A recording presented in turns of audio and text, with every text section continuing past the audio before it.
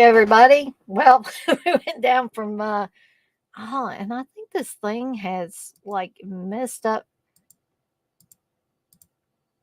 my yeah, it looks sort of weird.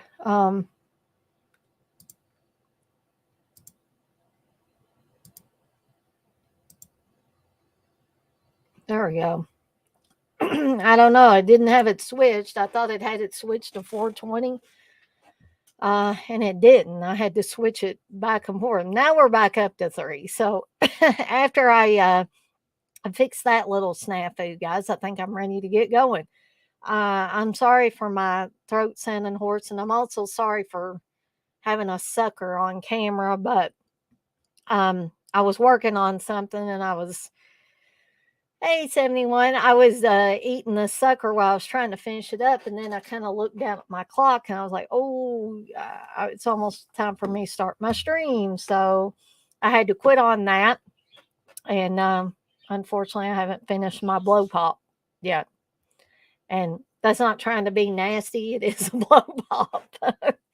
um, so got a ton of new stuff that's getting ready to come up. And I'm really excited about it. And one of the things I haven't even had time to put promotion up for it yet. That's actually what I was working on when it got too close to time for this stream. I'll talk about the thing I've got coming up on Sunday. It'll probably be at 8 p.m. Eastern time for any of you that's interested. I am going to do my first ever, and I'm going to tell you it's going to be the a classic version of this, okay? So that way nobody misunderstands and thinks that I'm going to cover newer horror movies that this person has been in. Hey, Blissful. Um, so I am going to do a classic. Keep in mind, classic, guys. Jamie Lee Curtis horror retrospective. We're not going to cover none of those new Halloween movies. So please don't ask me if we're going to cover those or if I'm going to cover them. I'm not going to cover those. I'm just going to pretend that they don't exist. That's also going to include things like Halloween Resurrection and stuff like that. I'm not covering that, guys. This is classic Jamie Lee Curtis horror. This is when Jamie Lee Curtis, I mean, I guess she's still considered a scream queen pretty much, but this is classic scream queen material. This is Prom Night, 1980. This is The Fog. This is Halloween, Terror Train, all of those types of movies, okay? So we're not going to fast forward and we're not going to cover any of that stuff that she did after. I'm not saying some of that wasn't worthy material, okay? But I just want to cover the cream of the crop in my personal opinion. So that includes Halloween. It'll include Halloween 2. Even though it's been told to me that Jamie Lee Curtis doesn't care for that one, okay? We're going to be covering, or I'm going to be covering. Okay. And so if anybody is excited as I am about the classic Jamie Lee Curtis horror retrospective, we're also not going to be covering any of her movies but horror movies. Okay, guys. So there's not going to be any trading places or anything like that. It's not that I don't like that movie, but this is a horror retrospective for Jamie Lee Curtis. Okay. And it's classic. Okay. I know I've said that about 10 times already. Hey, TJ. Oh, so don't forget road games. Yeah, that's what I was thinking, actually. I mean, does everybody consider that horror? Because I can cover it. I mean, it's not a big deal. As 71, you also say I'm excited about prom night on the 5th. Yeah, well, I mean, not to offend CK and Uncle Bill, because they can be on my stream with me for the watch along, and it can still be like a commentary. And I can have up to 9 people on here with me on the 5th for prom night 1980, not that horrible, horrible remake, the one with Jamie Lee Curtis, which is retrospective, is kind of going to be um, because prom night's included in those classic Jamie Lee Curtis horror films. So the retrospective is pretty much going to be kind of the lead in to what's going to be on the first Saturday of November, where we're going to have the prom night watch along. Guys, I've sat on this long enough. I want to do it. I did a commentary with Steve a while back, but like I've said before, Steve doesn't like to do commentaries with me anymore. So that's why I do these watch alongs. And I would love to have CK and Uncle Bill, and I would love to have 7 other people. Let's get this. Let's blow this sucker wide open, and just have one big party. Yeah, that's what I want to do. Let's just bust it out and have a great big party. So I'd love to have some gals on here with me. I mean, I love you guys. I love you guys. But if any of you gals want to join, even audio only, I would love, love, love, love, love to have you on. If you don't want to be on and you know some other girl that would, or chick that would want to be on, I hope nobody gets offended by me calling girls chicks. Um, Let them know. And, I can send them a link or whatever. But I want this to be big, guys. I want it to be the biggest watch along I've done. And so far, the biggest watch along I've done is Butcher Baker Nightmare Maker. And now, TJ's been good about being on with me when he can. And God bless him. John has been on a few of these. I even had CK on, but I haven't had Uncle Bill on one, not one. And you know, old Curly Jaws did a challenge to like Uncle Bill, CK, and Garrett to watch that new Jeepers Creepers movie. So I'm laying down a challenge for CK and Uncle Bill to come on this damn watch along for prom night 1980, Saturday, November 5th, 7 p.m. Eastern Time. I want you guys there, and I want anybody else that we can fit in there on the stream. So please, guys, consider it, because I want this to be the absolute biggest watch along that I've done to date. So let's get as many people we can in here. And if you can't be on the stream or don't wish to be on the stream, come to the chat. I would love to have you in the chat. Let's make this a good time for everybody. So, Blissful, you say vintage is wonderful.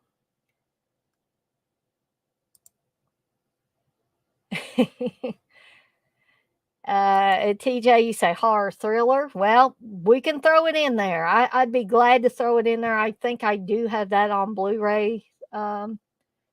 So, Blitz, will you say Texas will be in soon? I actually beat him this time. You sure did. Yeah, me too. And I've never really been able to do it. So let's do this thing. Let's do it up right. And let's party. Just like Blissful said, party like it's 1899 or 1989 or whatever we want to. Hey, Jay. Yeah, that's right. This is an old Curly Jaws level challenge. And I hope that CK and Uncle Bill see this, or they come in here. And if they come in here, or one of them comes in here, invariably I'm gonna mention this prom night watch along again. You guys can tell how excited I am over this. I don't get excited over too many, not this excited, and animated and everything, because damn it, I've had so much gloom and doom since the beginning of October, and I'm just sick of the doom and gloom. I'm ready to party. Okay? You know how, like, although I'm not saying this, but you know how Hal Havens in Night of the Demons says, "Eat a bowl of fuck. I'm here to party." Okay, without saying eat a bowl of fuck, I'm ready to party. Okay, so I am just, yeah, I'm just raring to go. I'm raring to go for this stream. I'm raring to go for that damn mutilator commentary this Saturday. I'm raring to go for the classic horror or Jamie Lee Curtis horror retrospect. I'm so excited I can't even talk on Sunday. And I don't know. What do you guys think that's in here? When I do the retrospective Sunday, how would you guys like it to start at 7, like I do the watch alongs, or would you like it to start at 8? Because I can do either or. That's how flexible I'm being about this.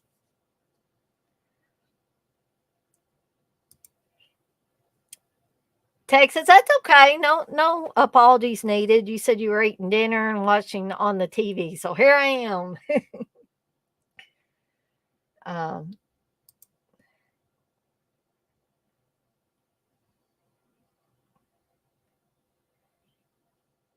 I'm not sure who Jess and Ginger are, Blissful, but I'm sure they're people you know. And if I mean, if they would feel comfortable coming on here with somebody they probably don't even know, I'm sure they don't know me. We could probably get them on there. I mean, would they want to be on the watch along, or would they want to be on the Jamie Lee Curtis retrospective? No, I'm not irate. I'm excited, Jay. I am excited. But the reason why I'm excited is because I had so much gloom and doom. I've been so irate. I've been drinking on streams and everything else. And I'm not saying I can't drink when I'm happy, but I just, I am excited. I don't know why, but I'm just excited and elated. I've been trying to come up with new, stream ideas to do. And the thing about Jamie Lee Curtis, first I thought of the prom night watch along. And then I thought, well, hell, I've never done a Jamie Lee Curtis horror retrospective. And then I thought, well, what would be even better? It's just to do a classic one and not cover all that junk that came later. I don't want to do that. I'm not saying Jamie Lee Curtis isn't still a great actress. I'm saying that stuff for me is not so great, or it's uneven.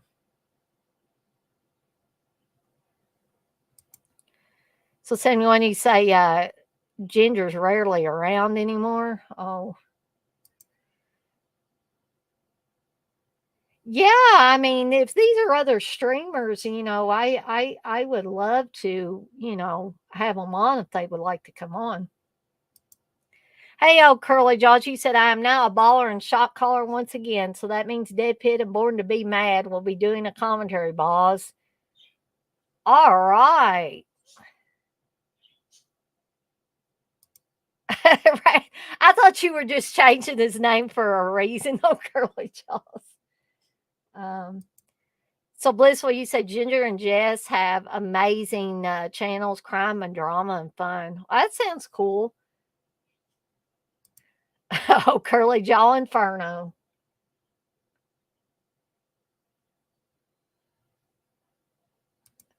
Oh lordy, I might have to let you do that. Oh, Curly Jaws is a scout.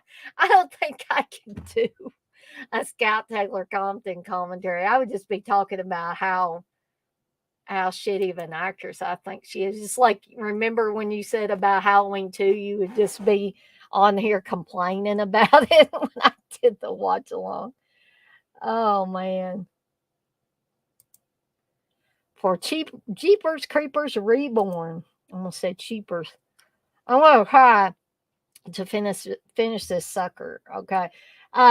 So just to reiterate for the people that may have just came in, Let's see. Friday, tomorrow night, I won't be doing anything. Sorry, guys. I will be at the Regal Theater in New Albany watching Dawn of the Dead in 3D. I'm really super excited. I've got a new t shirt for it. And damn it, if Fright Rags didn't come out with a Dawn of the Dead 3D shirt after I bought a regular Dawn of the Dead shirt, I was so pissed.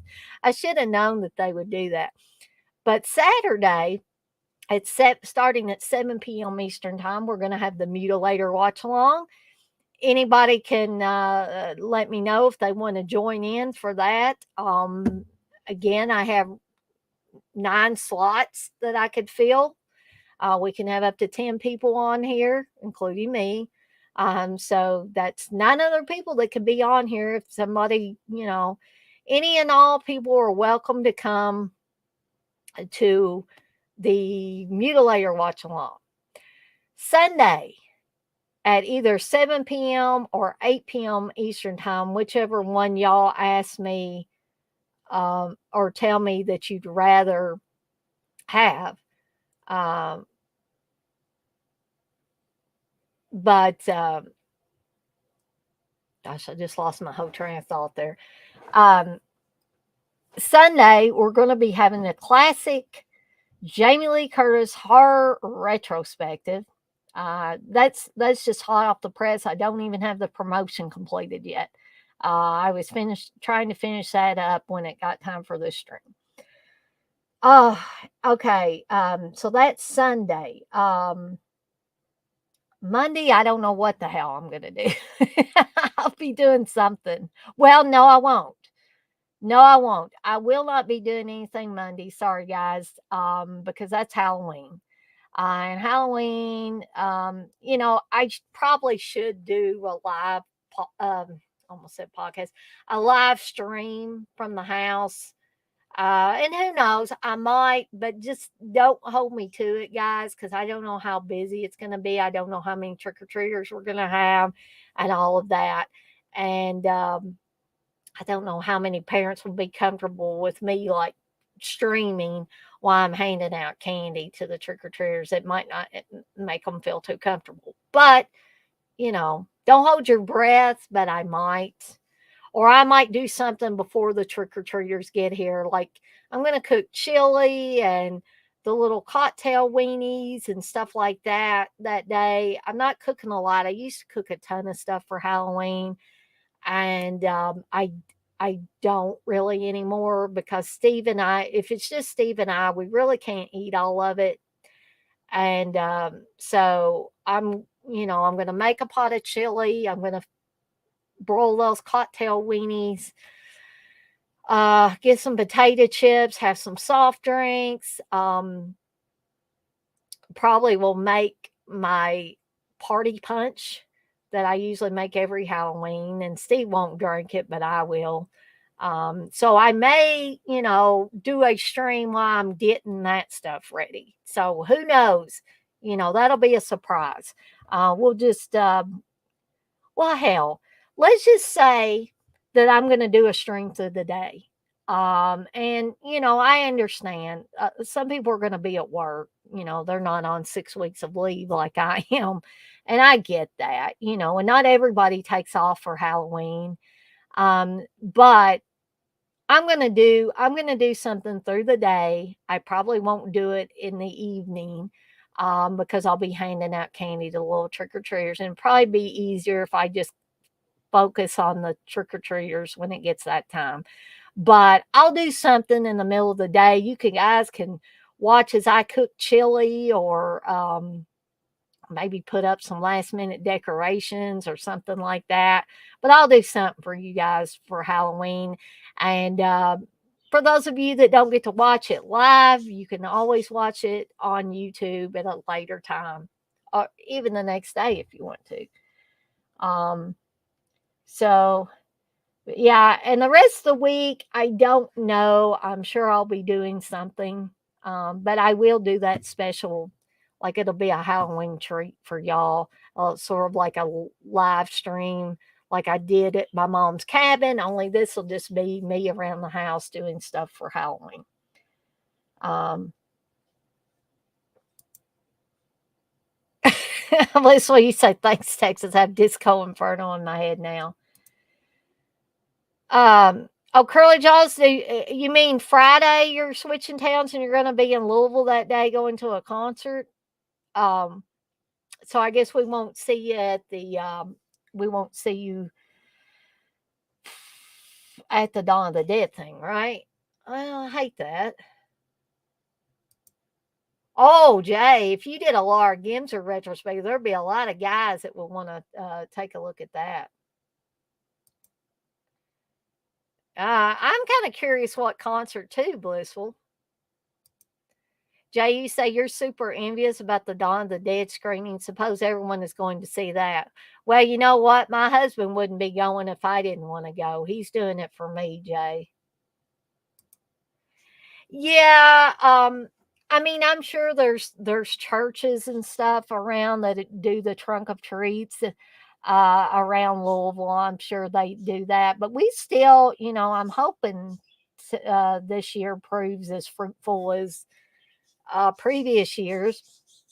But we've been still having trick or treaters even during the pandemic. The height of the pandemic, we still had trick or treaters. I mean, I guess technically we're still dealing with the pandemic. Screw that pandemic. I just want that damn pandemic's what got me in the shape I'm in anyway. Um, but anyway, the trunk of treats and trail of treats, and I've talked about this before, back in my hometown, it pretty much killed trick or treating, and I hated that. I was so upset over it. I mean, if it doesn't ruin the traditional trick or treat, I'm fine with it. But when it takes away a classic thing, how can kids don't even know how to properly trick or treat anymore? Um, so anyway, rant over about trick or treat. Um, 71, you said my Halloween candy won't be here for us to eat until November. Aw.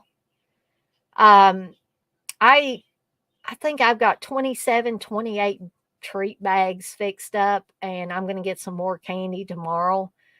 Steve and I are going to head out early and get groceries when he gets off from work before we go over to New Albany and go to the movie.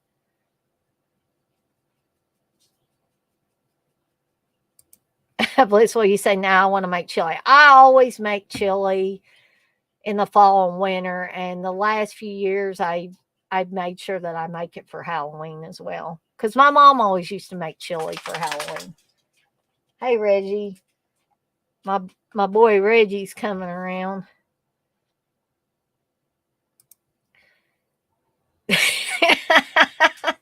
No, I don't think so on Curly Jaws. Steve's not been in good humor lately, so yeah, I don't think he's gonna do any of that. You say a Jeepers Creepers Reborn watch along. Yeah, that may be forthcoming, oh Curly Jaws. Blissful, you say at 71, the Howling Care Package I'm making for Texas will be late. Sewing machine technical difficulties. Don't you hate those? Oh, Curly Jaws, you said some band, never heard of them. My brother likes them. Okay, so let me try to finish this sucker so I won't have this thing in my mouth trying to talk around it, talking about these movies. What do you want, Wedge? Do you want to say hello? Y'all can't see Reggie, but he's right here and I'm petting his head. Sometimes he jumps up here and there he goes. Say hello, Reggie. Isn't he a handsome boy? He's a good boy. Hmm? Good boy. Say hello.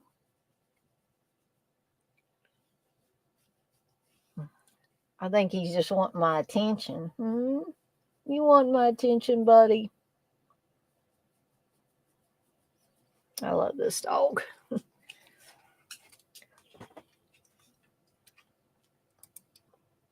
He is a beautiful dog. He's just a handsome, handsome feller. We tell him that all the time.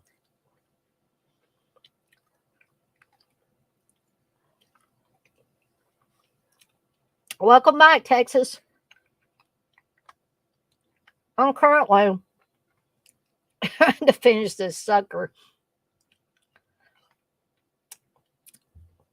I know, guys, I'm unprofessional as hell when I do these things, but I'm like, this isn't a job. This is just a fun thing. And hopefully, people don't mind if I eat on camera or drink on camera. I mean, I usually always have, a soft drink or something around anyway.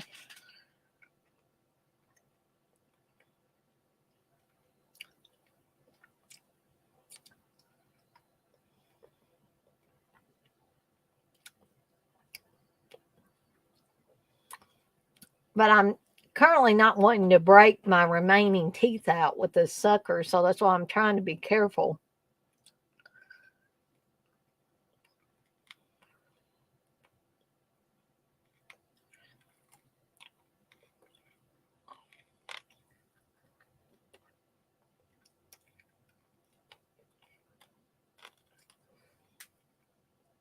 Well,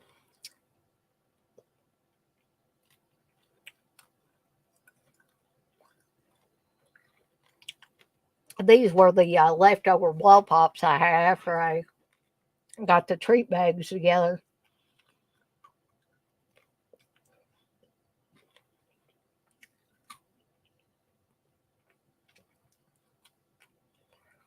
Oh, wow. Now Texas is calling me Daner. It's like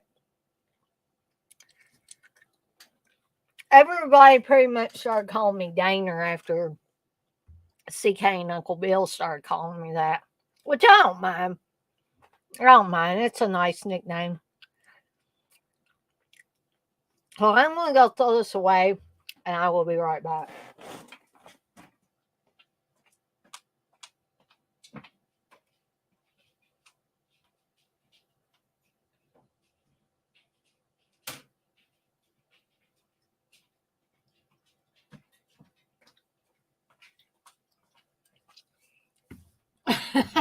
No problem, Texas. You said sorry, a CK moment. No problem. So, yeah, we got a whole lot of stuff coming up.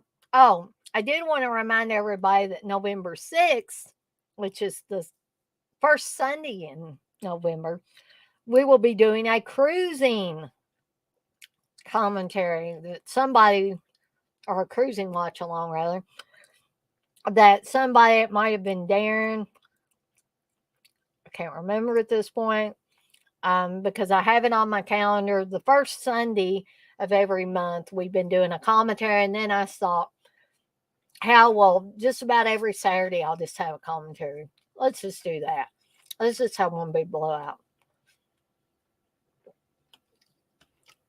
So now that I've been blabbing and trying to eat a blow pop,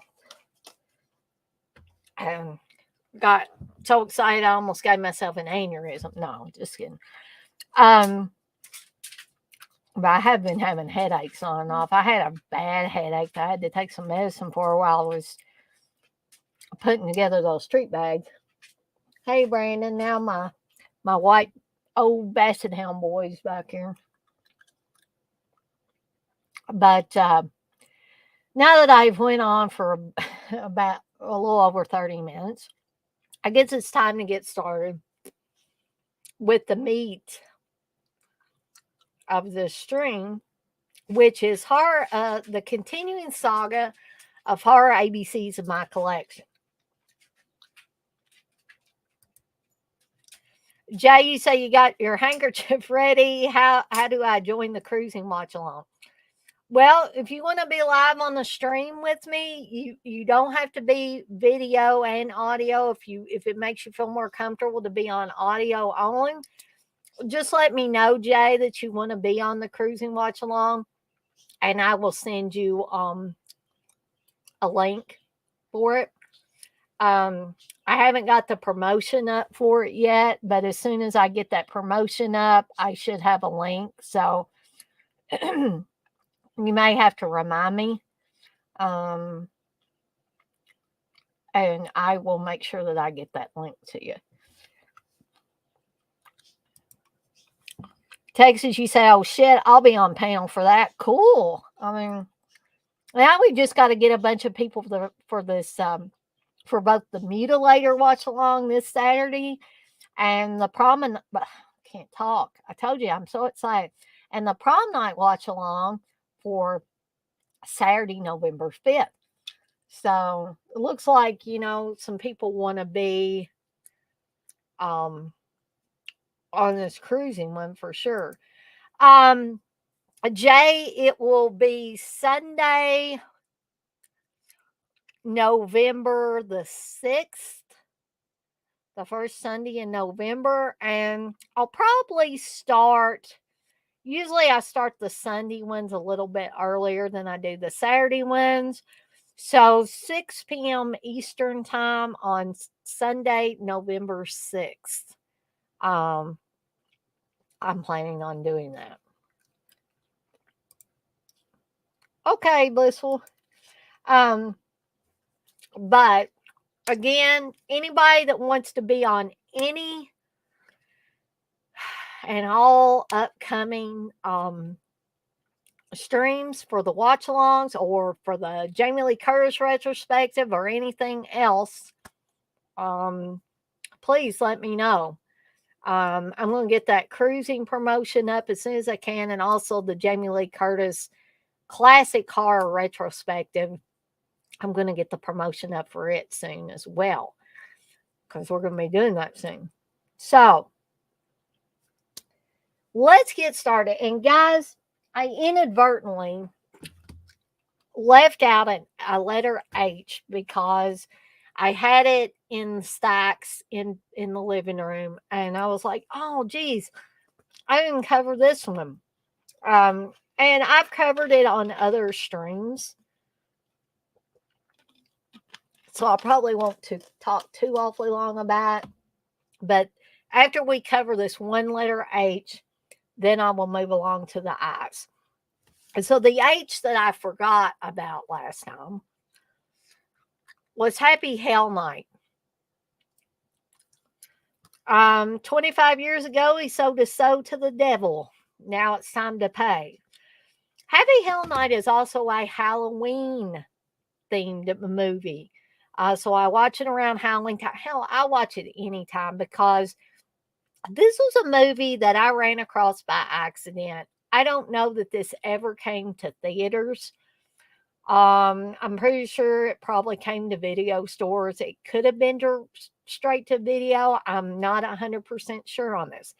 But where I caught it was on satellite. And I was just channel surfing one day and I came across this movie called Happy Hell Night. And amazingly enough, this doesn't happen very often, especially when I was channel surfing on the premium channels and stuff like that. But I ran across Happy Hell Night. And I was able to watch it from beginning to end. And yeah, guys, some parts of it are cheesy. And the acting's not top notch. I'll admit to that. But the movie does have some very creepy moments. I think it fulfills the slasher movie formula, which I know some of you guys don't like. I mean, people have mentioned that to me. They don't really like that quote unquote formula for a lot of the slasher movies that, have sex, take a shower, and die. Do drugs and drink and have sex and die. I mean, we all know the formula. We've watched enough of these. You say, Jay, you say, Texas, I'll bring the poppers. I guess we should ask you what color handkerchief you're going to have, Jay. Mm. So, let me give you a little bit of a plot synopsis for Happy Hell Night. And this does have the only Darren McGavin in this movie. Not for very long, but he is in it. So on October 31st, 1963, 7 members of the Phi Delta Kappa fraternity were found brutally mutilated following an occult ritual inside Winfield Mausoleum. The sole suspect, the depraved priest Zachary Malice, was immediately locked away in the bowels of the state asylum. 25 years later, a fraternity hazing prank goes terribly wrong, and the psychotic ghoul escapes. Now, a relentless evil has been unleashed, and the co-eds of Winfield College once again face the bloody horror and learn the shocking truth of Happy Hell Night. Darren McGavin, Georgia Fox, Ted Clark from Wrong Turn, and Sam Rockwell, The Green Mile and Poltergeist, star in this rarely seen slasher sickie packed with gratuitous nudity and gore galore. Happy Hell Night has been remastered in HD from original Ball Elements. And yes, Co-Red did put this out, sadly. But, and you don't really have any special features except a new 2K scan of the original negatives and an original trailer. That's it. No commentary, no interviews, nada. You don't get none of that. Um, so we had quite a few people in here. I was ranting and raving and going on about upcoming things, but now we still got 6. Um, so yes, I am a huge fan of Happy Hell Night. I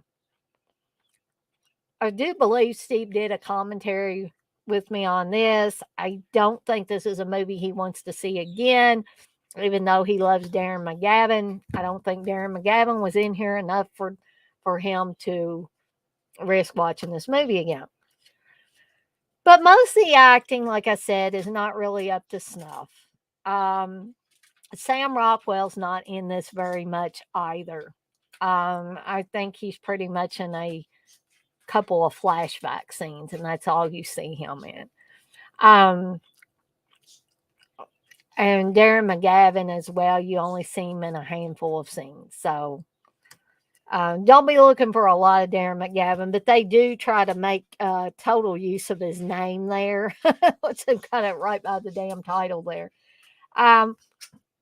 But it does have some good kills in it. It has this creepy ass killer. I don't know if you can see him real good there. He's the bald headed dude with the looks like solid black eyes, and literally they do look like solid black eyes. I'm reminded of when Donald Pleasance talks about Michael Myers in Halloween, says he had the blackest eyes, the devil's eyes. Well, this guy literally does have solid black eyes. I mean, it is creepy. And every time he kills somebody, he says no, something like he kills a girl in the asylum who's watching TV, a nurse that's watching TV. He slits her throat and then he says, no TV. And he'll say things like no more. He may even say no sex, or, he just, it's no whatever, usually whatever they were doing. Before they got killed, he says no kidding. Just, and there's a like a pickaxe going through the top of this girl's head and out the bottom of her, her chin, underneath her chin. Hell, I'm losing all my people now. But, again, we tend to go up and down as far as how many people we've got in here. Perhaps people like just seeing me more animated than talking about these movies. I don't know for sure. Guys, I'm going to get rid of this gum. Come here, Brandon.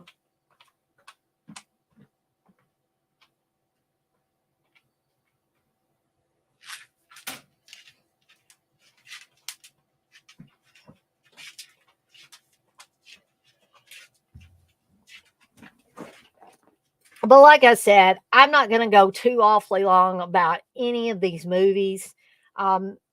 But I would encourage you, if you can find a for free version of Happy Hell Night, if you've never seen this one, definitely give it a try. I think it's worth at least a watch, anyways. Um, so the next one I'm going to talk about, you guys will probably, some of you will at least disagree with me that it's a horror movie.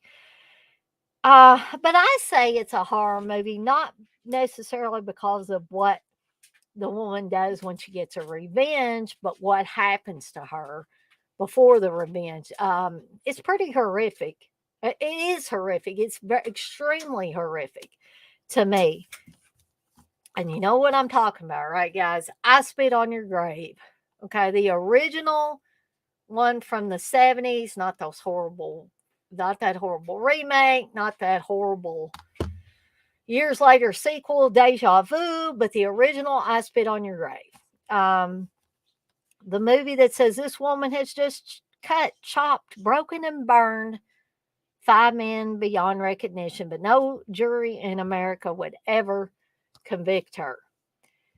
So in 1978, one film changed the face of cinema forever. Now the original and notorious I Spit on Your Grave is back and still refusing to be buried. In its new special edition, re-experienced the phenomenon that shocked and divided the world and influenced an entire genre and generation of filmmakers. Camille Keaton, What Have You Done to Solange and Tragic Ceremony, stars as Jennifer Hills, a young and beautiful career woman who rents a backwoods cabin to write her first novel. Attacked by a group of local lowlifes and left for dead, she devises a horrific plan to inflict revenge in some of the most unforgettable scenes on film. Okay, so I think that this movie pretty much kick-started. It gave the rape revenge type of films, that gave it a kick in the keister. Um, because I think without this movie, um, we wouldn't have had that subgenre of films. Um, and a lot of you are probably thinking, "Well, great, Dana. I would have been glad if we didn't have those." But I think they have their place.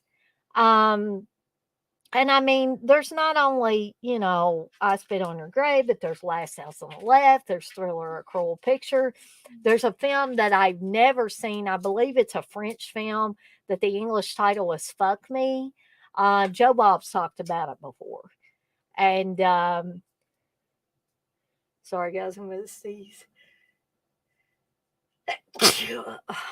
I've been doing that for 2 whole days. That's probably why I got headaches so bad, because I need to sneeze all that junk out. But anyways, uh, oh goodness. Um, and I don't think any of these movies glorify rape. Sorry, Siskel and Ebert, they don't glorify rape. Uh, they don't make rape look glamorous. They don't make it look fun.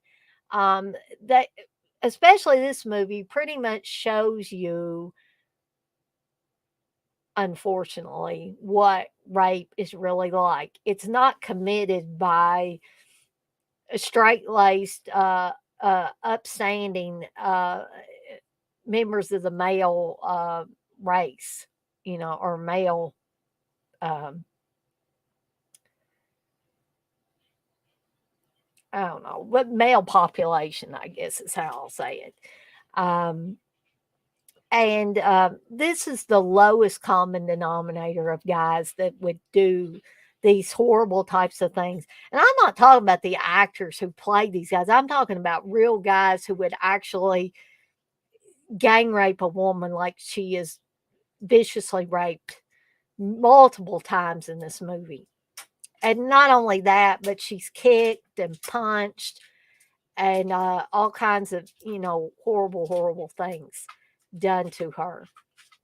So, again, the horrific part for me is not the revenge. The horrific part for me is watching what is done to this woman within the film. That's what makes it a horror film for me, not the revenge part. And some people might say, "Ah, dang it, you're crazy talking like that." But no, I'm being totally honest. The part, watching this woman completely put upon by these degenerates is one of the most horrible things you could ever imagine. And, if any, I will say this. I probably should have given this disclaimer before I start talking about this. If there's any woman in here watching this now, or any woman that watches this later that has been assaulted in this way, been brutalized this way, I apologize for talking about a movie like this. Um, and I always should put a disclaimer when I'm going to talk about movies like that include rape. Um, because, you know, I I don't want to know, and I can only imagine what a woman would really go through in these cases. But it must be just unimaginably horrific. And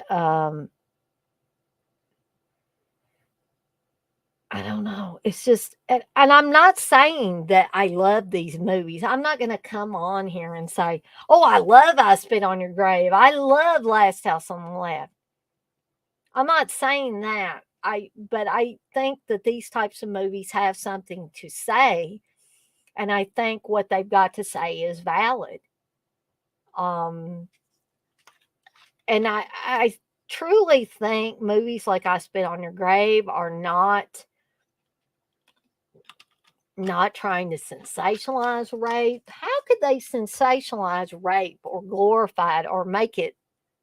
I mean, how can you make something like that look good? It doesn't look cool. It doesn't look good. It's not the normal way that people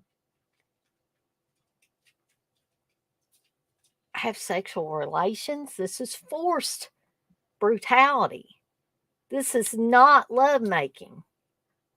Okay.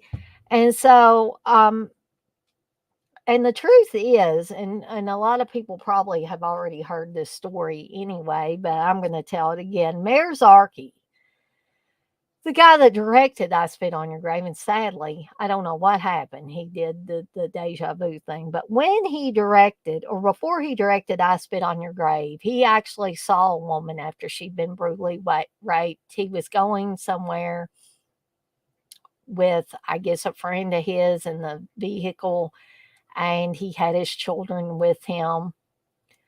I think the same children that were the stepchildren of Camille Keaton when she married Mayor Zarky. And there they were driving on the road, and a woman stumbles out of the woods, and she's been brutally assaulted. She's been raped. And I think that this is what Mayor Zarky tried to, in some ways, recreate cinematically for I Spit on Your Grave. So this is not a guy that's just guessing. I mean, he actually saw the results of a very brutal attack and rape. So I must be driving everybody away talking about rape revenge movies. So um, again, I'm not going to go on and on about these, but if you can handle I Spit on Your Grave and you don't own it, then yeah, go ahead and watch a for free version, but give yourself some time with this, especially if you're a woman and this is your first watch of this, because it's not easy to watch, especially the first time around. And I've said this before too. This was one of the only movies that my parents asked me to wait to watch, for which I am profoundly grateful, because at 11 or 12 years old, I was not going to be able to fully comprehend this and nor should I. And my parents knew that, and so they said that, yeah, Dana, maybe you ought to wait to watch this one. And I didn't understand at the time, but now I most certainly understand. And I understood when I got around 20 years old, when I was able to purchase this for myself and watch it for the first time on VHS. Well, actually, I think I rented it and then I ended up purchasing it later.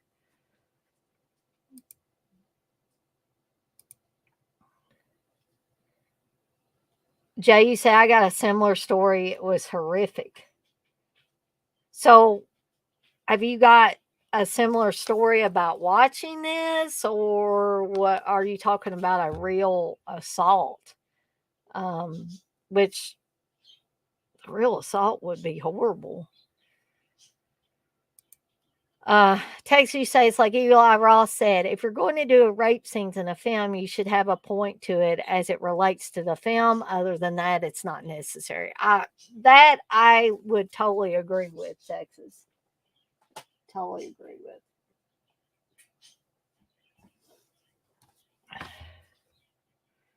Okay. So the next one, and I don't know how people feel about this movie, but this is a John Carpenter movie, In the Mouth of Madness, starring Sam Neill. I remember when this movie first came out, and I don't think I went to the theater and saw it, but I remember reading about it in Fangoria. And then it sounded intriguing, so I think I ended up renting it. Um, Oh, real assault, Jay. Ooh, my goodness. I'm sorry. Yeah, that's a bitter pill to swallow. Reggie's saying hello again. Reggie doesn't want anybody to get upset, do you, Reggie? No, I know you don't. It's okay. You good boy. Oh, oh my. I know, Reggie. I'm trying to do a string, buddy. I'm trying to do a string. I'm gonna knock my movies over, Bubba.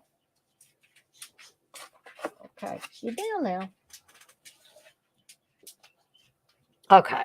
So anyway, let me give you a little bit of a plot synopsis for In the Mouth of Madness. So Sutter Kane, who's kind of like this pseudo Stephen King writer, played by Jurgen Prochnow, I'm probably massacring that poor guy's name, is the best-selling author whose newest novel is literally driving readers insane. When he inexplicably, can't even say that word, vanishes, his publisher, played by Charlton Heston, I had forgotten about that, sends special investigator John Trent, played by Sam Neill, to track him down, drawn to a town that exists only in Kane's books. Trent crosses the barrier between fact and fiction and enters a terrifying world from which there is no escape. Inspired by the tales of H.P. Lovecraft, the shocking story is, in the words of its acclaimed director, horror beyond description. And I think that this is a great little film. Some people don't like Sam Neill films, but I think Sam Neill's great in this. I think it has very creepy moments in it. Um, I don't think it like I think it carries things just to the edge, but doesn't go over the edge. You know what I'm saying? Um, and has a lot of twists and turns in it. A very dark film. Very few, honestly, John Carpenter films have I seen this dark. Maybe Prince of Darkness is would probably be considered pretty dark. Um, but yeah, I love this film. I actually need to go back and watch it again or rewatch it again.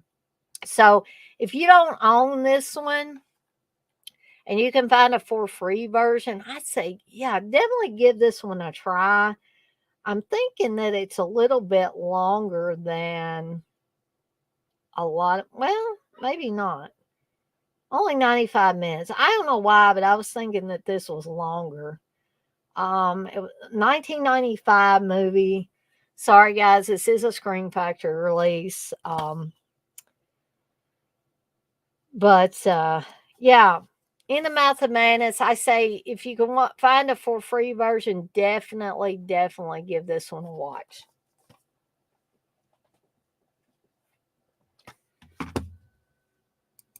Hey, Red, you say I'm watching Blade of the Immortal, and I don't know if I will ever finish it. I can't do 3 hour long movies. Yeah, that was something I was talking about last night. That I don't see why everything has to be so damn long. Um, and I'm not familiar with that movie, so that movie may not be brand new either. Um, okay, so here's a film that this might be controversial to some people. What I'm going to say about it, but I've said this before. It's a Dario Argento film, but I don't really care that much for it. And I think Steve gave me the Blu-ray. That is why I have the Blu-ray. It wouldn't have been one that I would have bought, I don't think. And that's Inferno. Um, so let me give you a little plot synopsis on this. A young woman stumbles upon a mysterious diary that reveals the secrets of the three mothers. So this is part of that three mothers uh, series of films, and unleashes a nightmare world of demonic evil as the unstoppable horror spreads from Rome to New York City. This unholy trinity must be stopped before the world is submerged in the blood of the innocent. Written and directed by Dario Argento, Inferno is the visually stunning second chapter of the Three Mothers trilogy, begun with the classic Suspiria, which, by the way, guys, Suspiria is way above and beyond this movie, in my opinion. The surreal shocker stars Irene Miracle, Night Train Murders, Daria Nicolodi, Deep Red, and Lee McCloskey of Dallas, and features a pulse pounding original score by Keith Emerson of Emerson, Lake and Palmer. Blue Underground is proud to present Inferno in breathtaking high definition, freshly transferred from the original uncut and uncensored negative, complete with exclusive new extras. Okay, guys, just bear with me a little bit on this because I know I've said a lot of these same things before when I talked about Inferno. In any, oh gosh, now I'm down to one person. Lord, I must be getting extra boring. Um, or maybe everybody tuned out because I'm talking about Inferno in a bad light. But anyway, I think Inferno is slow. I and not like in a good way. I don't think it's a slow burn. I think it's boring. I mean, I know everybody talks about that great underwater shot in this movie, but to me, this is not classic Argento. This is not top notch Argento. This is slow, plotting, overly methodical Argento is what this is. Um, and I almost can't believe that the same director did Suspiria when I look at this one because they just seem like they are they're cut from different cloth. They are made by the same director, or I mean, made by different directors. Um, yeah, whatever metaphor you want to give to this, that's what I think. Um,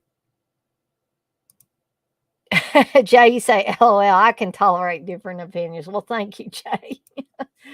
um, well, I mean, I don't know. Again, it could be the Dead Pit Boys are doing something, or Garrett's doing something by himself, or I don't know. I have a hard time. I try, like I said last night, I try not to intersect on when they're doing things. But man, everybody does streams now, it seems like, and it's not only the Dead Pit guys who have been doing this stuff for a long while. Um, but it seems like everybody and their mother is doing streams now. So, I totally get that at any one time or another, my streams are going to crisscross with somebody else's. And I get that. And, some of my watchers may come later because, I know 100 and something people are not watching when I'm in the stream doing these live, but then I may notice later that 100 and something people have viewed the video. I mean, they maybe didn't view all the video, but they at least turned it on and watched a little bit of it. Um, hey, Blissful. I knew you had to go take a phone call, but it seemed like I lost a bunch of my other people, so I didn't know if I was boring them or what. Um, so I know you guys don't just have to constantly chat, but I did notice now we're back up to 5, but it did drop down to just like 1. So I think maybe only Red was in here. But anyway, that's what I feel about Inferno. I'm not going to keep complaining about it. Just not my favorite Argento movie. So the next one is Reggie's coming up here to say hello again. You want to say hello again, buddy? Are you nervous? What? What do you want, buddy?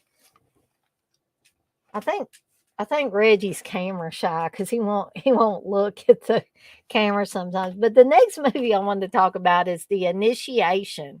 This is the Arrow release of this. The night new blood is pledged. They pledge themselves to be young, stay young, and die young. Okay, so sorry guys, I hope I don't lose my voice. Starring Vera Miles from Psycho and God Bless You, Clu Gulager from Return of the Living Dead. The Initiation is the ultimate college-based stalk and slash movie, now fully restored in glorious high definition.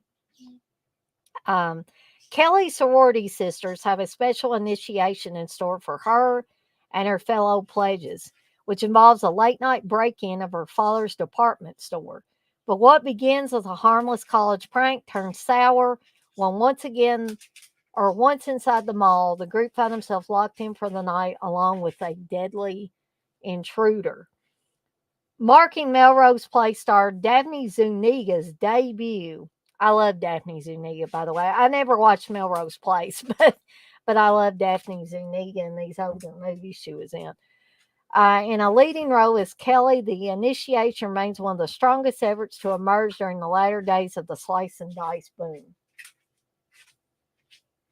Go on, Reg.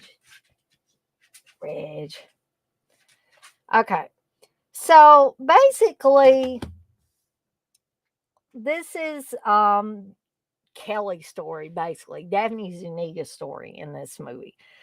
And she's pledging to a sorority, and the prank has to do with them getting initiated. Her and her fellow initiates have to break into her father's mall and steal the night watchman's uniform. Okay, that's what they're supposed to do to get into the sorority. So meanwhile, though, Kelly is having nightmares of her dolls getting their heads cut off, and her father fighting with another man, and the man catching on fire, and just all kinds of weird. I mean, they seem weird at the time, but then by the end of the film, everything fits together like nice, neat little puzzle pieces, pretty much. Plus, you have, people getting killed off by this intruder in the mall slowly. So I really like this. I think Daphne Zuniga could have had a even bigger career in horror films. She was not only in this, but she was in Pranks or The Dorm That Dripped Blood, Death's Dorm. I mean, that's like 3 different titles. She had a very small part in that movie as well. And there may be some other horror movies that I'm not aware of, but she was so good in this. Um, and she was also good in Pranks, I thought, as well. Um, so I could have seen her kind of making a career, at least in her younger days, of the horror films, but she must have chose to go a different route. And I used to get her confused with Stephanie Zimbalist, who Stephanie Zimbalist was in The Babysitter. If any of you have ever seen that, which is another like a very creepy movie in my opinion. Um, of like one of those babysitter runs amok type of films. Um, and I'd really like to see that movie again.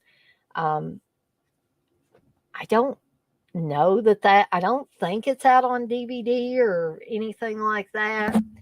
Um, but I would love to see it again. Hey, 71, welcome back.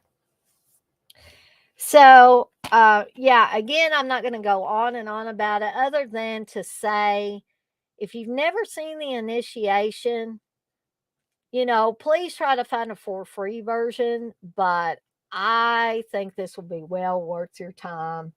I mean, definitely worth your time. I mean, and feel free to disagree with me on that. I mean, it's only 97 minutes, so how much time could you possibly waste with this movie?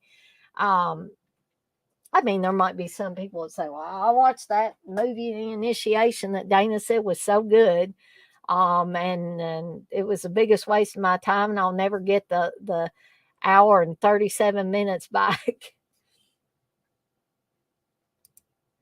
Oh, that's okay, 71. You say you had to take care of a situation that's been needing dealt with for a few months. Glad to be back. Well, I'm glad to have you back.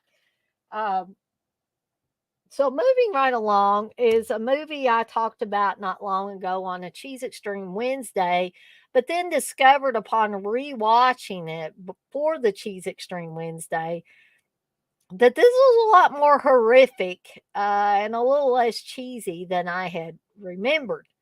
Um, so this is pretty much like a sci-fi type of horror movie. So an alien creature has been awaiting millions of years for a chance to breed, and its time has finally come when a group of space explorers unwillingly lands on its home planet. The 12-member crew is investigating for possible origins for the planet's vanished civilization. Instead, they awaken the planet's creature and discover that the horror to come is more terrifying than any nightmare that they could ever imagine. Now, I had people tell me that the girl that gets impregnated um, by this alien creature, Judy Geeson, I think. Um, I don't know. I just didn't. And I mentioned this when I covered it for Cheese Extreme Wednesday. I didn't really care for her acting. I thought it was overly exaggerated and all that. I know she was impregnated by an alien being, but like perhaps it was the director's fault. I don't know, but she spent so much time whining and crying and carrying on, and then it just got worse because her personality started to change because she was pregnant with this alien being, and that just compounded things. But other than that, I thought the movie was pretty decent. Um, and it is not rated, so don't have to worry about anything possibly being cut out of this. It was directed by Norman J. Warren, who's done some other films that I enjoyed. Um, Stephanie Beacham is also in this.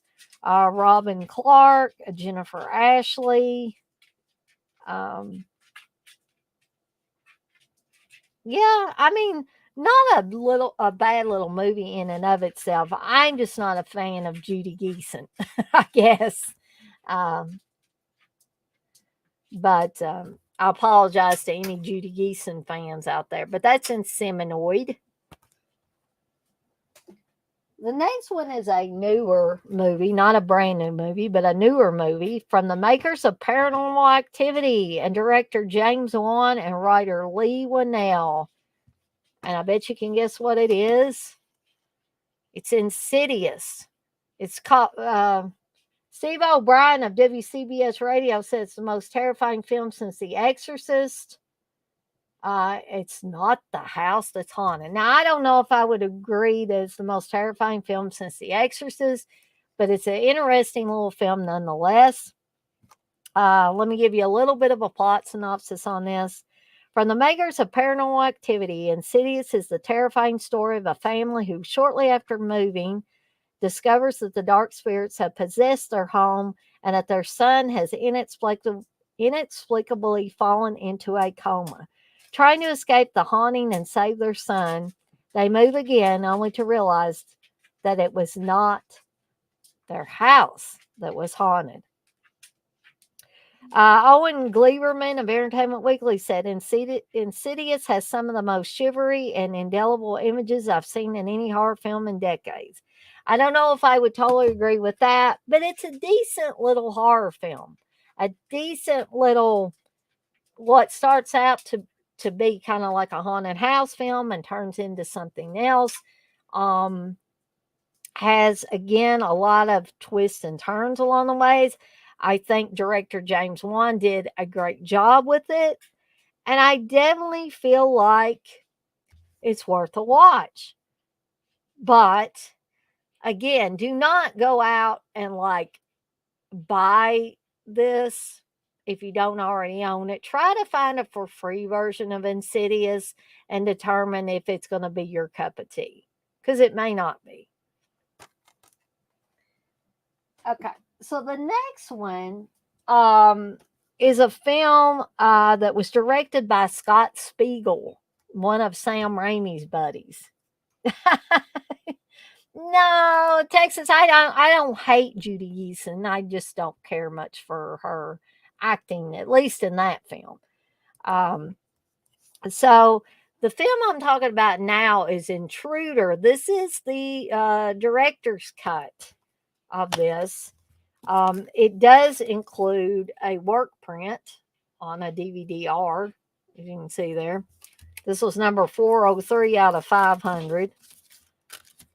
Uh, and it also, this is the director's cut, a Blu-ray and DVD combo pack. Plus, if you bought it when it first came out, you got one of those work prints. So, a little bit of a plot synopsis here. It's 10 p.m. and the employees of Michigan's Walnut Lake supermarket are in for a really bad night. The place is shutting its doors for good, and the night crew has a long shift ahead of them. Longer than they think. The lovely checkout girl has a deranged ex boyfriend. The store's phone lines are cut, and the employees start dying in the most stomach churning ways imaginable, courtesy of Academy Award winning K&B EFX Group or Effects Group. A deranged killer is on the loose in the grocery store. Can anyone stop this murderous intruder?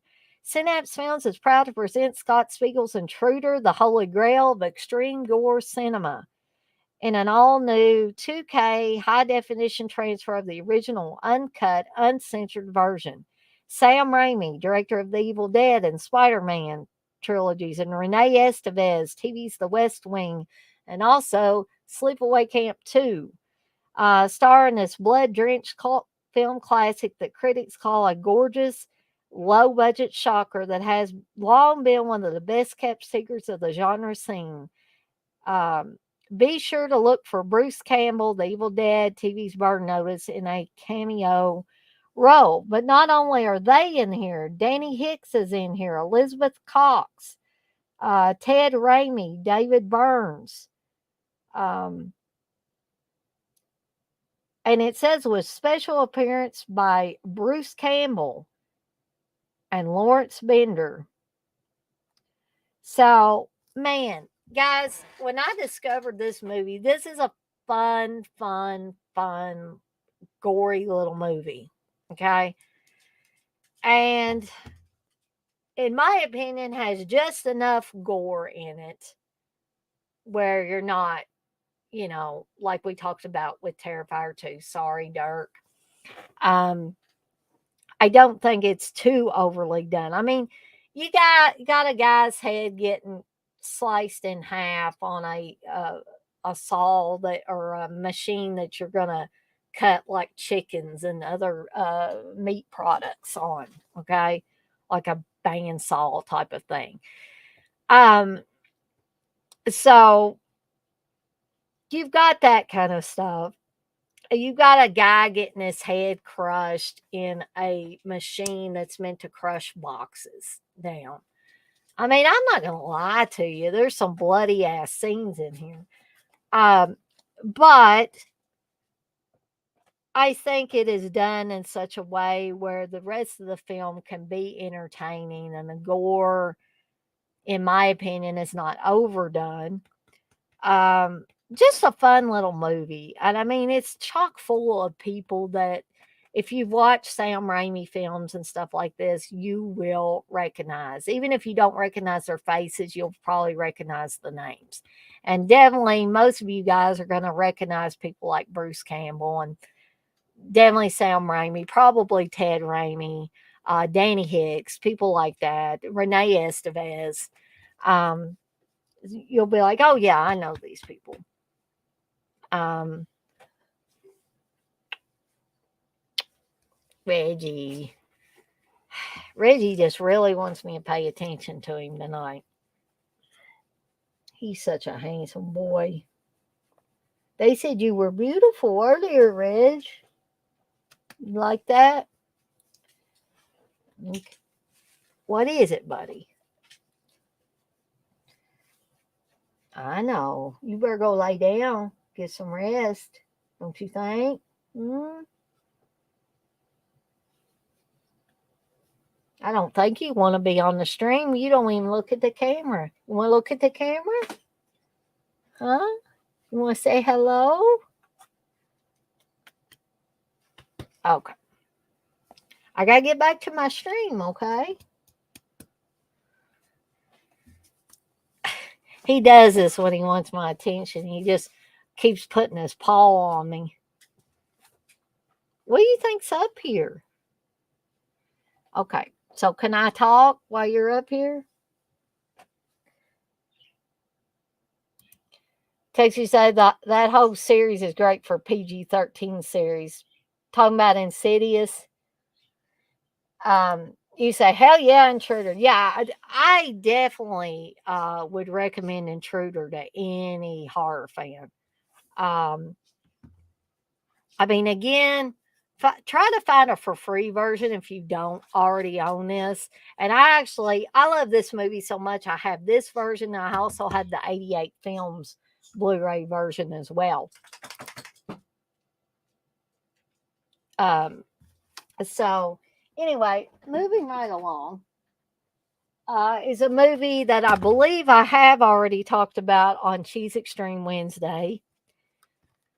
And that's Invasion of the Blood Farmers. As you can see, Severin put this out. And this was another one that Steve said, why in the world, Dana? Why in the world did you get this movie? Um,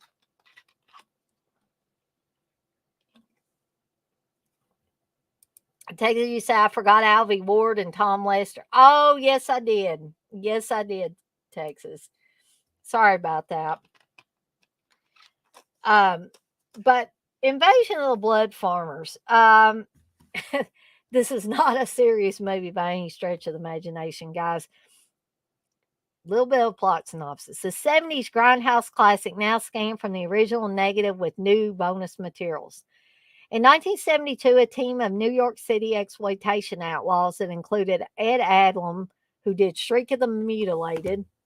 That's why I can't understand why Steve doesn't like this. I mean, he'll watch stuff like Shriek of the Mutilated, but And Michael and Roberta Finley, The Touch of Her Flesh and Snuff. And also Ed Keller, Primeval, along with first time assistant cameraman and future award winning cinematographer Frederick Elms, Eraserhead and Blue Velvet. This is a guy that went on to do Eraserhead and Blue Velvet, guys. Descended on bucolic Westchester County with 8.5 bottles of stage blood to make a movie about a druid cult seeking to resurrect their dead queen. The budget was $24,000. The cast was paid in beer, and the result remains one of the greatest achievements in shock cinema history. Severin Films is proud to present this accidental masterpiece like you've never seen it before. Now scanned from the original negative for the first time ever and spurting with all new special features. Okay. And Rock, Shock, and Pop said a complete whack job of a film. And I would have to agree, but damn, is this movie fun? Yes, it's crazy fun.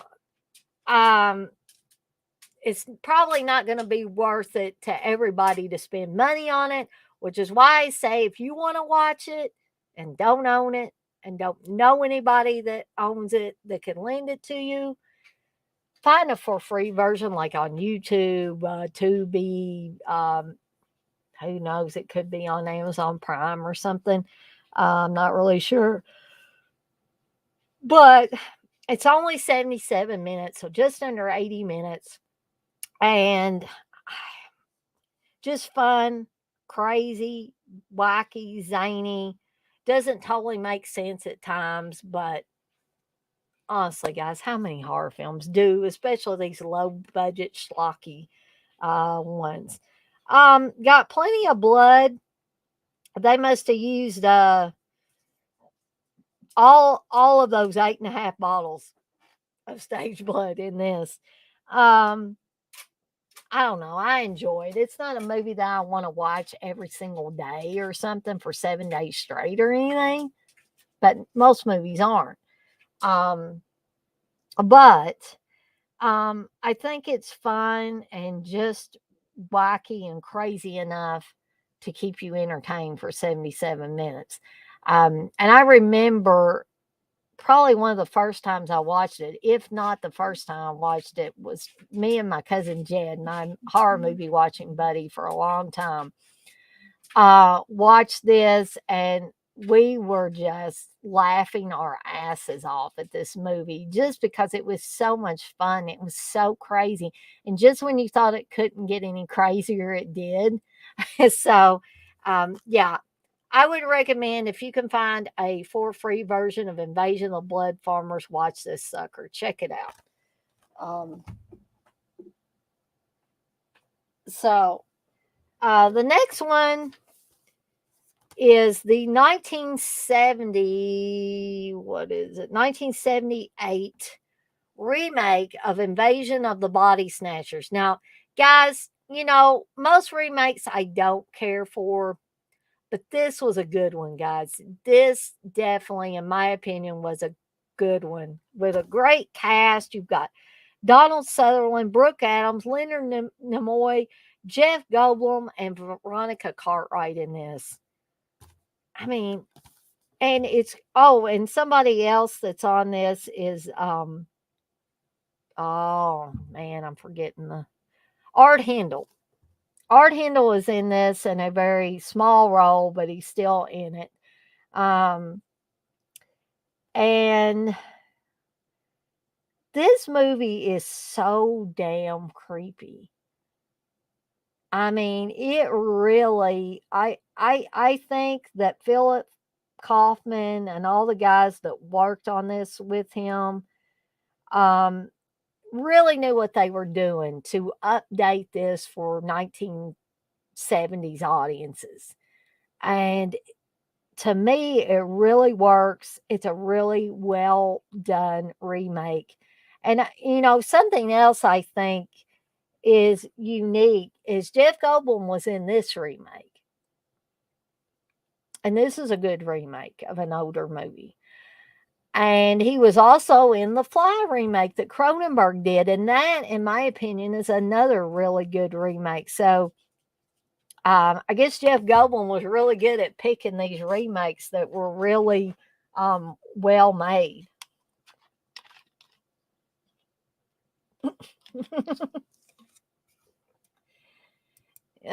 Blissful, you said Texas. I misread that, and I thought you talked Weird Al. That would have been hilarious if Weird Al had been an intruder. So, again, most of you probably know, I would imagine, what Invasion of the Body Snatchers is about, but I'm going to read you a little bit of a plot synopsis. Yes, Reggie. What, buddy? What? What do you want? I don't know what you want, okay? I don't know what you're trying to tell me, buddy. Ow! You're pulling my hair, Reg. Reg. Reg. I don't know what you want, buddy. You're going to have to get down. Get down. Get down. Pull all my hair out of my head. Oh, that is awesome, Blitz. Well, you said there's a YouTube creator that painted Jeff Goldblum on a jacket. It was amazing. Awesome. So, again, give you a little bit of a plot synopsis on this. From acclaimed filmmaker Philip Kaufman, The Wanderers, comes this chilling 70s adaptation of Jack Finney's classic novel, The Body Snatchers. Filmy spores fall from space over San Francisco, and the city blossoms with beautiful new flora. People take the flowers home, and as they sleep, the plants creep over them, devouring their bodies and stealing their identities, their emotions, their uniqueness, their souls. If you notice an eerie change in someone very close to you, chances are you're next. More than just a highly effective sci fi thriller, Invasion of the Body Snatchers treats contemporary problems of urban paranoia and loss of individuality with intelligence and sensitivity, and ends with the single most horrifying frame in movies. And I will agree with that. And if you don't believe me and you have not seen this movie, find a for free version of this movie and tell me if that final shot does not chill you to the bone. Um, and you must be made of steel if it doesn't. Um, Featuring a brilliant screenplay by W.D. Richter, A Big Trouble in Little China, gritty camera work by Michael Chapman from Raging Bull, and awe-inspiring special effects, Invasion of the Body Snatchers is a pulse-pounding shocker with wonderful performances by Donald Sutherland, the Puppet Masters, Brooke Adams, The Dead Zone, Leonard Nimoy, Star Trek II, The Wrath of Khan, Jeff Goldblum, The Fly, and Veronica Cartwright, Alien. Samuel, you said I'm in the mood for a brutal movie tonight. Wow. Well, I may have mentioned a few. You need to vent. I totally understand that. Yes, Texas, you say at 71 you should watch Audition. That's Audition is pretty brutal. Um, okay, so the next two I'm going to talk about, one is the original and one is the remake. And I'm going to talk about the original first. Oh, I've had several days where somebody has pissed me off, 71, so I totally get that. So the original, of course, is Stephen King's It, the miniseries with Tim Curry playing Pennywise. He was for me, he was always the greatest Pennywise. Andrew Skarsgård does a great job, does a fantastic job, really, in the remake. But I guess Tim Curry will always be Pennywise for me. So October 1957, it awakens in the small town of Derry, Maine will never be the same. Stephen King brings to life every childhood's fear and phobia as 7 children face an unthinkable horror, which appears in various forms, including Pennywise, played by Tim Curry, a clown who lives, hunts, and kills from the town's sewers. Years later, the surviving adults who are brave enough to return to stop the new killing spree, this time for good. This is directed by Tommy Lee Wallace. It has John Ritter, Richard Thomas, Tim Reed, Dennis Christopher, Harry Anderson, Annette O'Toole. Who did I leave out? Richard Mazur. Great cast. Just a absolutely fantastic cast in this. And even the kids. A very young Seth Green is in this, playing Richie Tozer.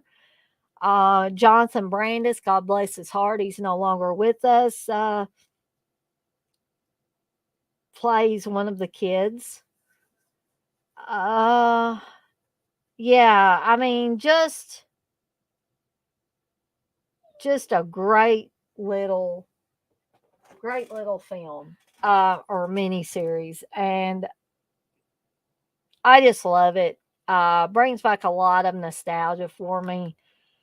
This came out, what, 1990, 91, somewhere around there. And if you've never seen this miniseries, find some time. Of course, find a for free version of it if you don't already own this. And find some time to watch this miniseries. I mean, it is awesome.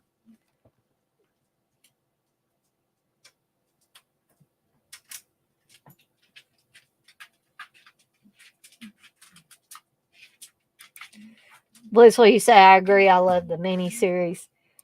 But I am going to say that this is a worthy remake. And I know, we're having a lot of nostalgia.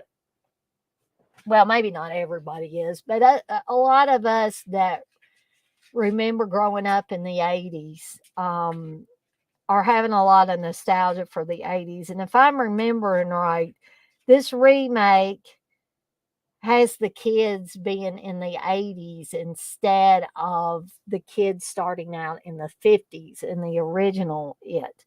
So I'm sure that made it even more great for people that, with Stranger Things that had come out and then this came out and all of that. The 80s nostalgia was just in high gear at that point in time. So, but this is 135 minutes. And this is just the first one. There isn't It too. That's the sequel to this this first one. And Stephen King's horror masterpiece comes to life for a new generation. In Derry, Maine, 7 young friends unite against a terrifying supernatural creature that has been haunting their small town for centuries, calling itself Pennywise the Dancing Clown. It is a monster of unspeakable power that takes the form of everyone's most horrific fears. Threatened by their worst nightmares, the only way these kids can survive it is together. So you've got a pretty long movie right here just covering the kid when they're kids. I unfortunately have not watched the second one yet. I need to. I really need to because I like this one. But it is my understanding that the second one covers the kids grown up, pretty much.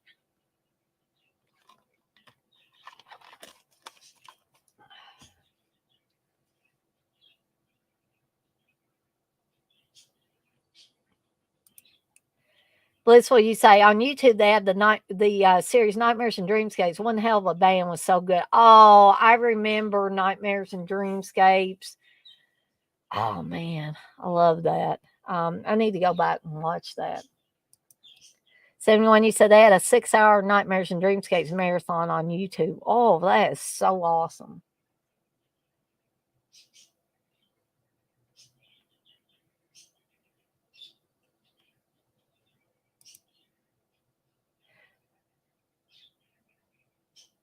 The new one. Oh, okay.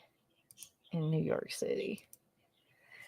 Okay, so we're actually to the last group, which it's going to be a trilogy, guys, and it's the It's Alive trilogy. It's Alive, It Lives Again, and Island of the Alive. This is the killer baby movies, guys.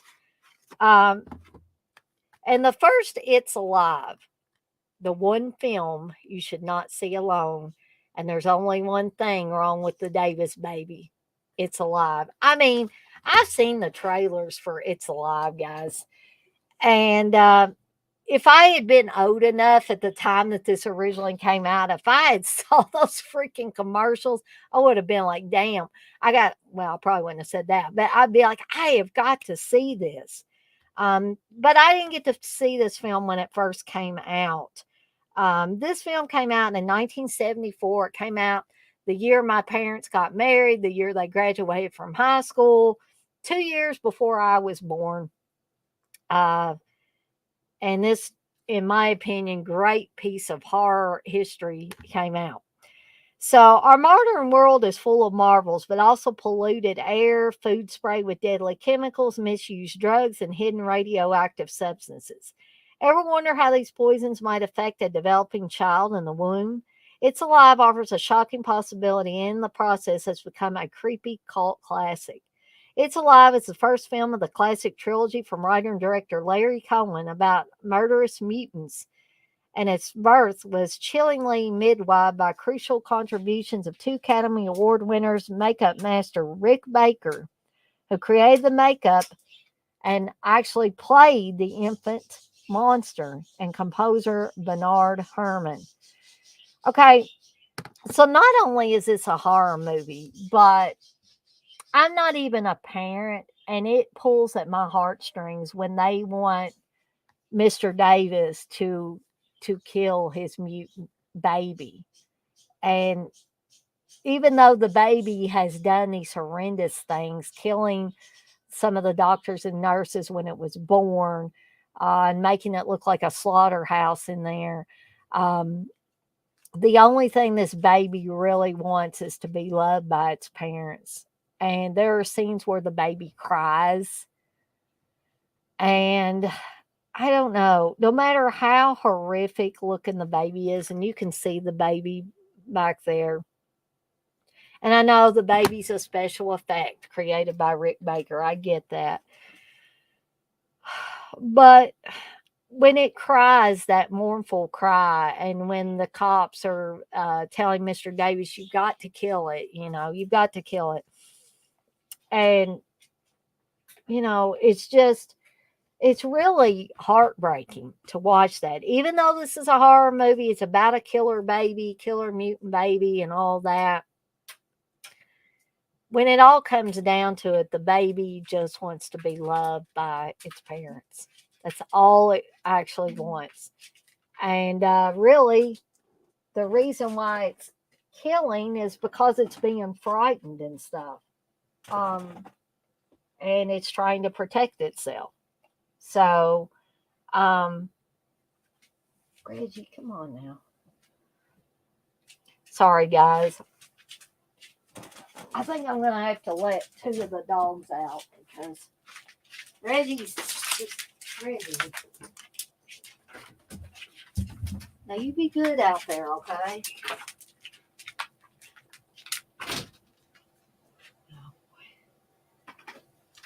Come on, Randy. Go out too, buddy.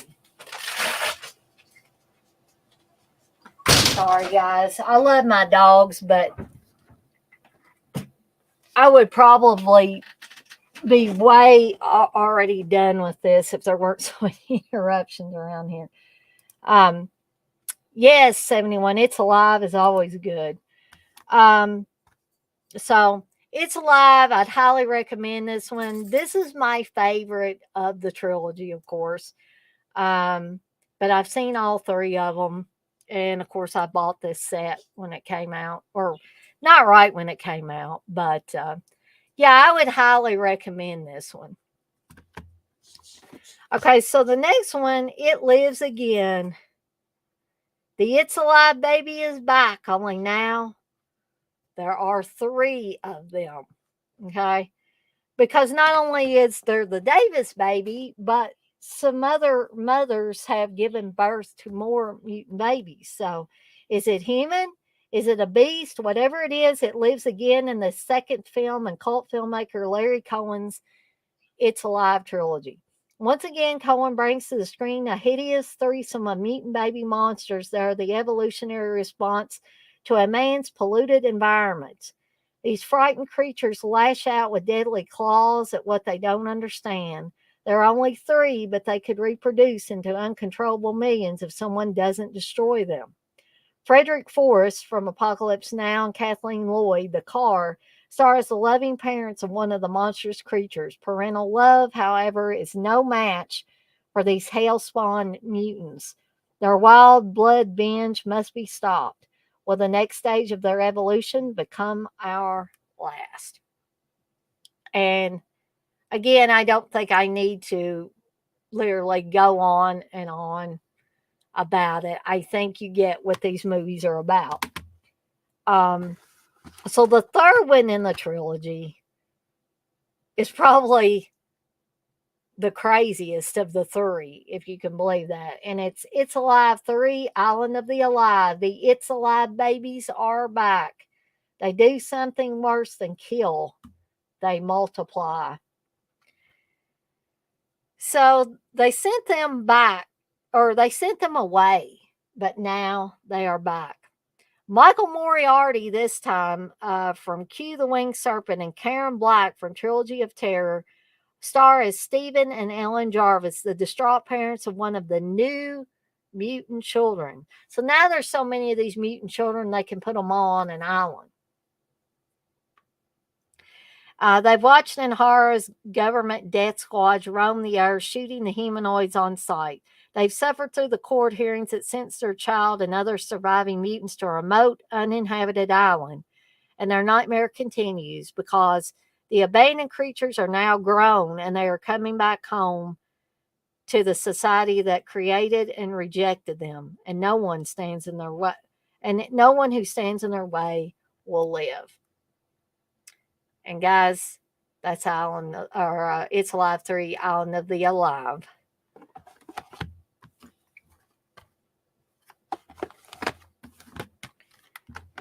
Fun little trilogy of films. I'm just noticing how broken up my cases are with this. I mean, this came to me in kind of rough shape. I probably should have sent it back and gotten a new copy, but the movies played, so didn't have any problems there. I hope Texas wasn't under the couch. I hope I didn't drive him under the couch. We still got 4 people in here. I can probably stay on here till about 10 o'clock. I was, kind of hoping that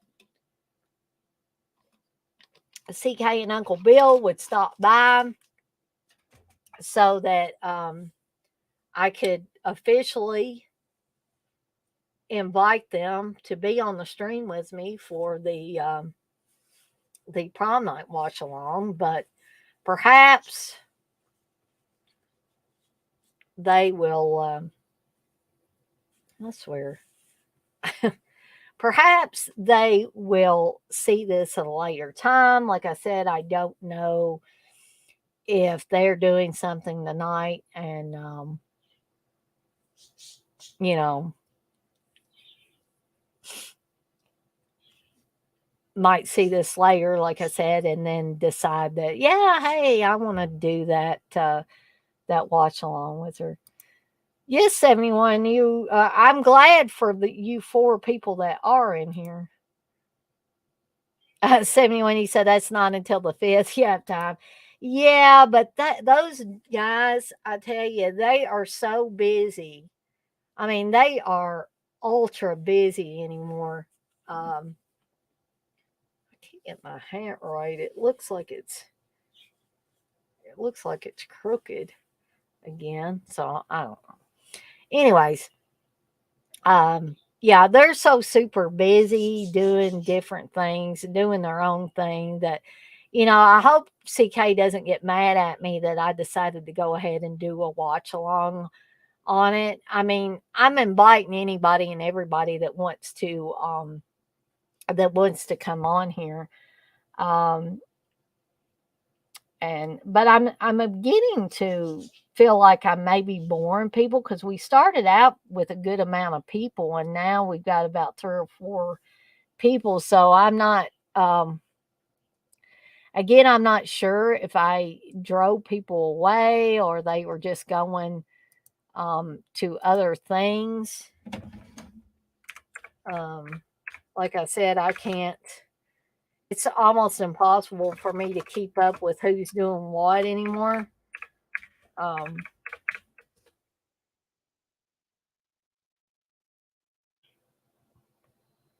oh, yeah. Well, that's not till 10 o'clock though. I see that the boys are doing. Well, Garrett and CK and Uncle Bill are doing the Fall and Rise of Halloween 3, but that's not until 10.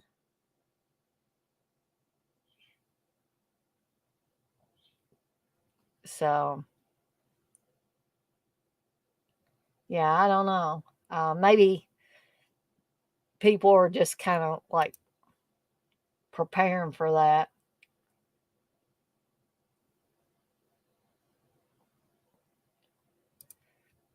Could be a quiet night.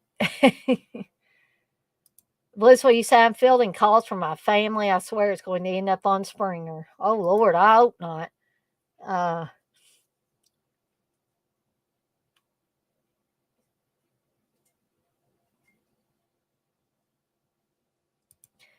71, you said there's going to be a shit show in one section tonight. I might evade that one. Yeah, I don't blame you there, 71. Um, so is there anything that anybody wants to bring up or, suggestions for any future streams you want to bring up to me?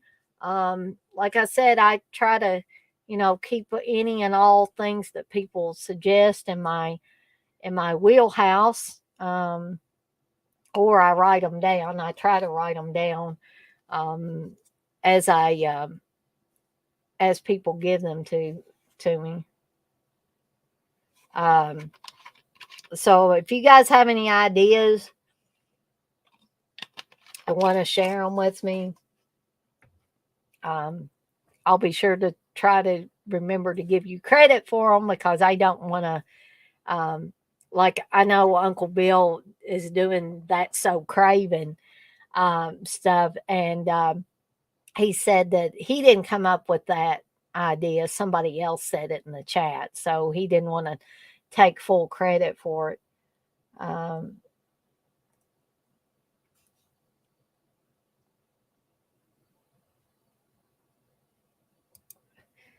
Bliss, what you say? You should do a Twilight mocking watch along. That would probably be the only way I could watch that horrible movie. Bliss, I'm sorry if anybody in here likes that movie.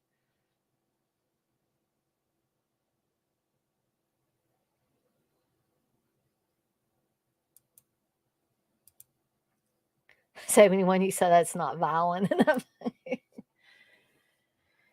Oh wow. Um, Yeah, maybe you should 71, maybe you could go back and watch that stream I did. Remember when I did the movies to watch when you're mad as hell? Maybe some of those will make you feel better.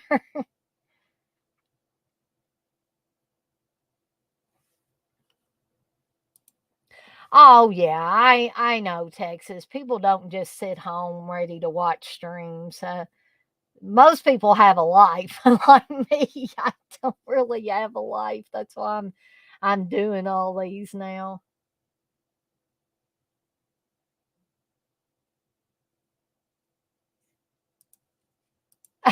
Bliss, what you say? I used to be a fan. Now I want my money back. You want your money back in retrograde, don't you? I got you.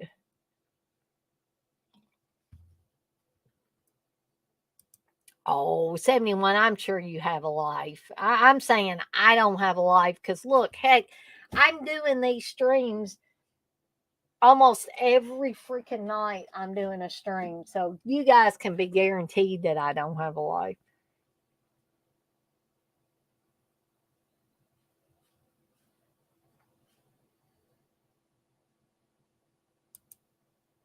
But I found some good lives. You say that amounts to some quality. Yeah, and like I said, I'm sure you have a life. I don't feel like, I feel like nowadays I'm like I used to be when I lived at home with my parents, where I didn't get out and do anything much or anything like that. I just sat at home um, and sat in front of my computer or whatever.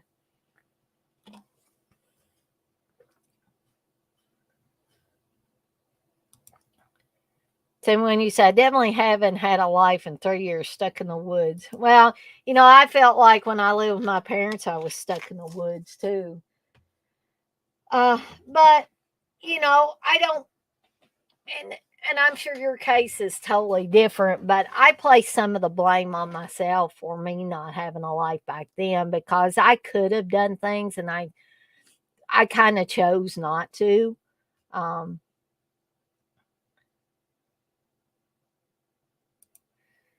but that's what you say. Texas was Team Edward, the 100-year-old virgin, or Team Jacob, who had a big what? Oh, was it Team Edward, the 100-year-old virgin, or Team Jacob, who had a bad wig? Uh, Same when you say I left my elderly mother and can't go out.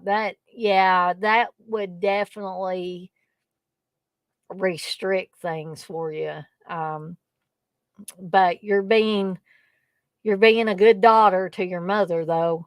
Um, I'm sure she appreciates it.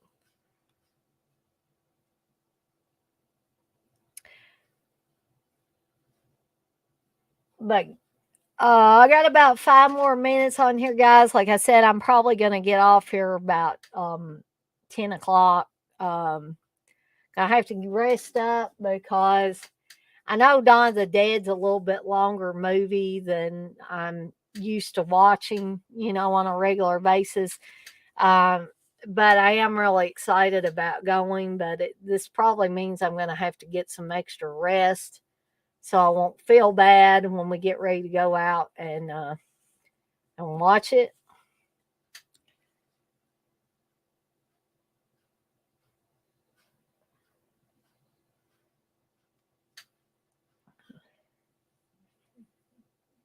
Hold on, Brandon's whining. He wants to come in.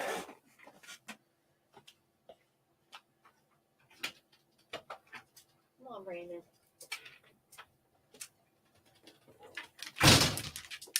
I'm gonna be off here in a little bit, okay?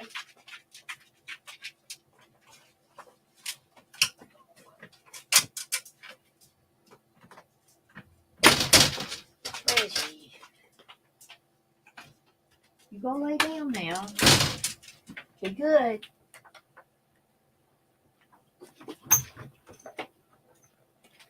Okay, that was amazing. Usually Reggie won't come in for a while. Oh,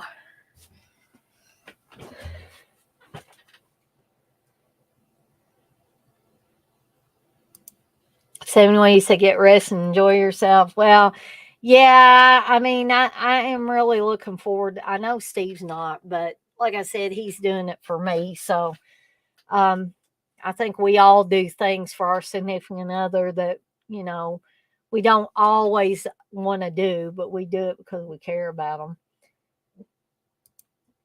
Liz, what you say, Texas, I'm Team Jasper. He was sort of violent in past history. Now he dresses in J. Crew.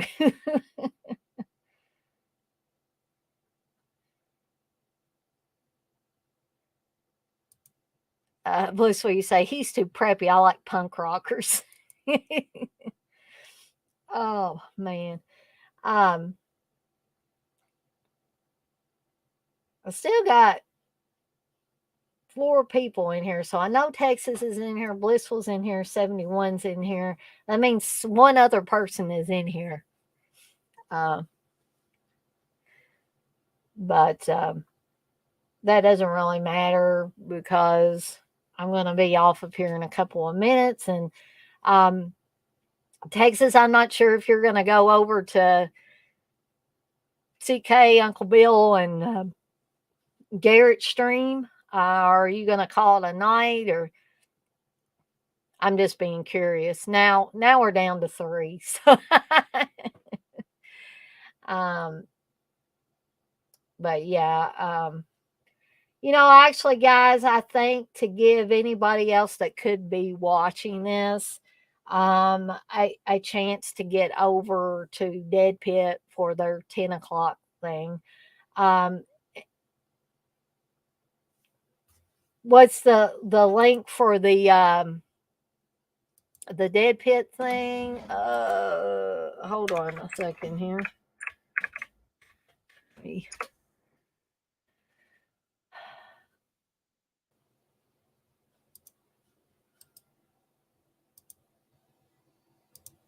Let me just put that in the chat.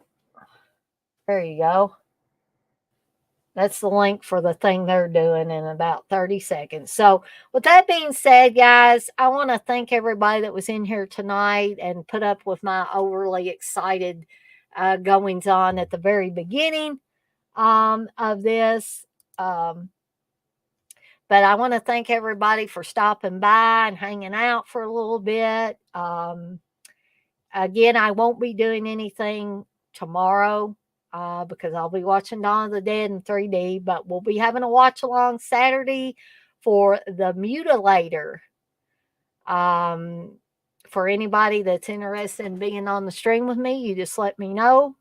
It's now officially 10 o'clock. And so thank you, Blissful.